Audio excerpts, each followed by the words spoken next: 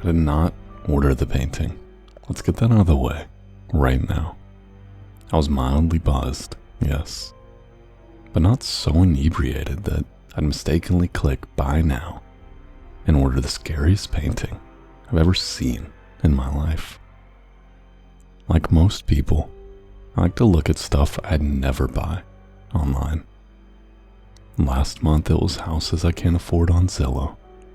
This month, it's paintings. If I really like one, I might have to make it my desktop theme. That's the extent of my commitment to supporting art. See, I'm too poor to afford to deck my walls in original artwork. Even if I wanted to order a painting, which I didn't, especially not this painting. It depicted a figure in an impressionist style, sort of like the famous monk, The Scream, crossed with the style of Rembrandt. The figure all cloaked in darkness, except for the illumination on the face. The face was the most horrifying part, a fleshy patchwork of light in the otherwise dark canvas, featureless, indistinguishable, like a nightmarish figure out of a dream. I remember staring at my phone for several long minutes, zooming in on that figure, wondering what it was about the not quite humanness of it that made it so creepy. Even through the phone screen, even with no eyes, I could swear I felt it watching me.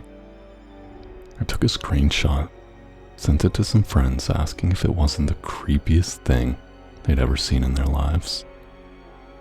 The conversation quickly devolved into us sending lots of scary art pictures back and forth, like classic paintings of spooky children, disproportionate babies, a little Bosch, and so on. Fast forward 3 days.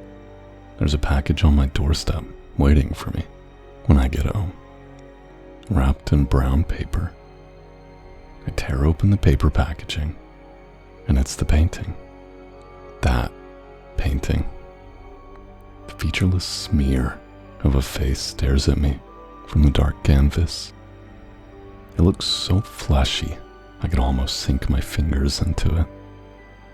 No, I assumed, of course, that someone ordered the painting for me as a joke, but none of my friends would admit to it. The conversation turned to teasing about me being cursed. To me, this was just further evidence that one, or all of them, were playing what they thought was the world's most hilarious prank. And honestly, I thought it was kind of funny too, so I went along. I hung the cursed painting in my living room, and that was that. It should have gone down in the book of my life as a mildly amusing footnote, something to tell guests about whenever they came into my home and asked me what the hell was that creepy painting on the wall. But a week after it arrived, I was sitting at my desk working when I swear I heard a quiet rustle. And you know how you can feel it when someone in your periphery is staring? The sensation was so strong, I turned around and I almost screamed. The painting had eyes, and they were watching me. And I swear to God, swear to you on everything holy, it blinked. Maybe the blink was just my imagining, but it definitely had newly painted eyes, there in its fleshy, impressionistic blotch of a face, smears of darkness, with just a tiny hint of light reflecting from them. Of course, I snapped a photo and sent it to my friends.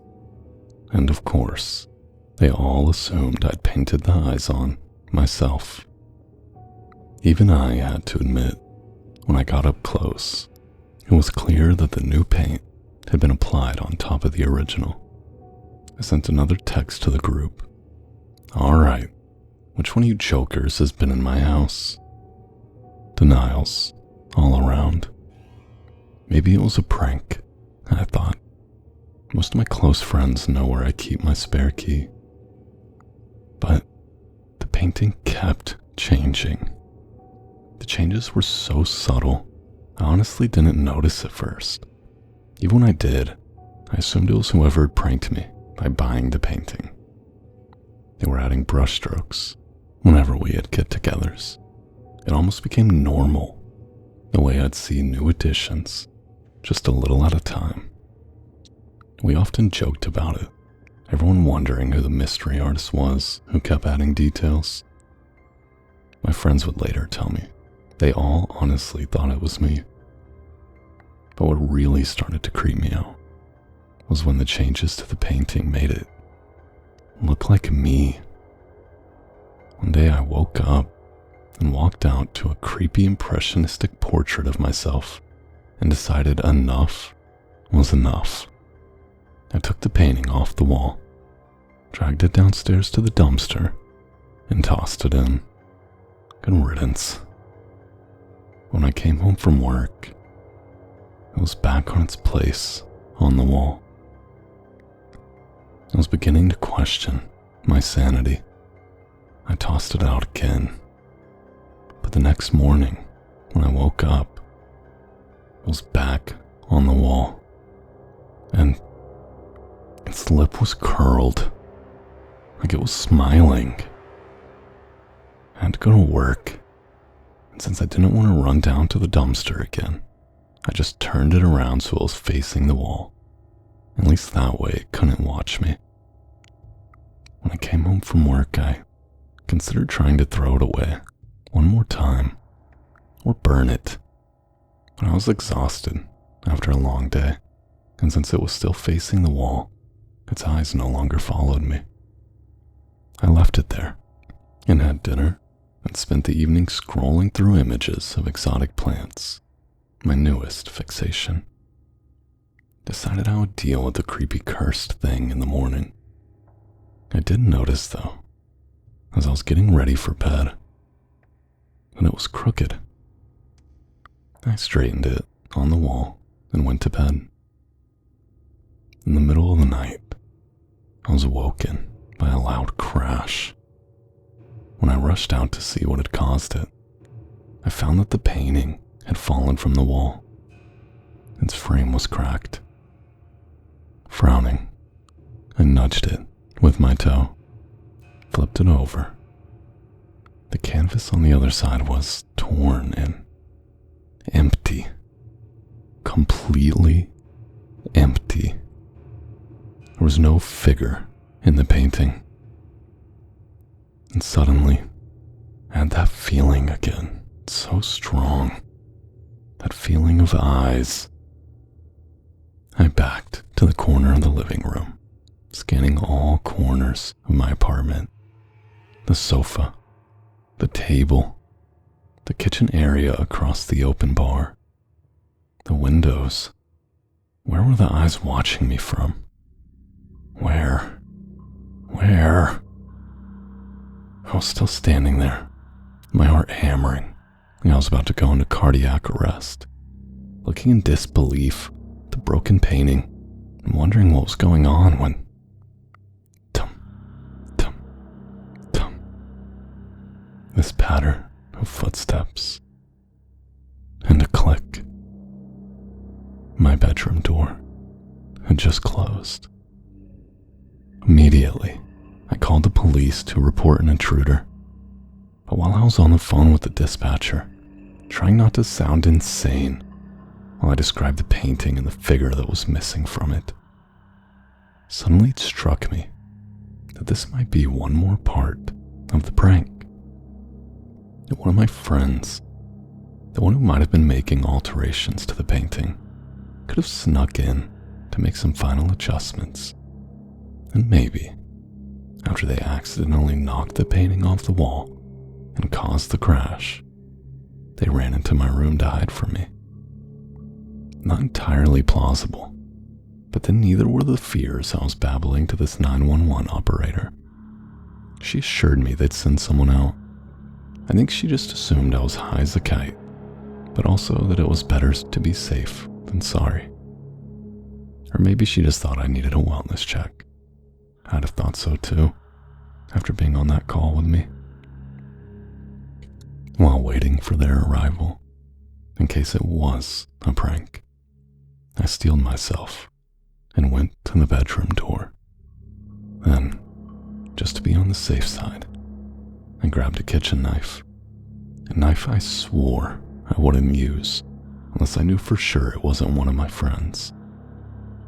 And then I went back to the bedroom door, shoved it open, and brandished the knife while yelling. Standing next to my bed was my reflection. No, not my reflection, but that's what it looked like. It was me, but the hair was messier, like the brushstrokes weren't quite finished.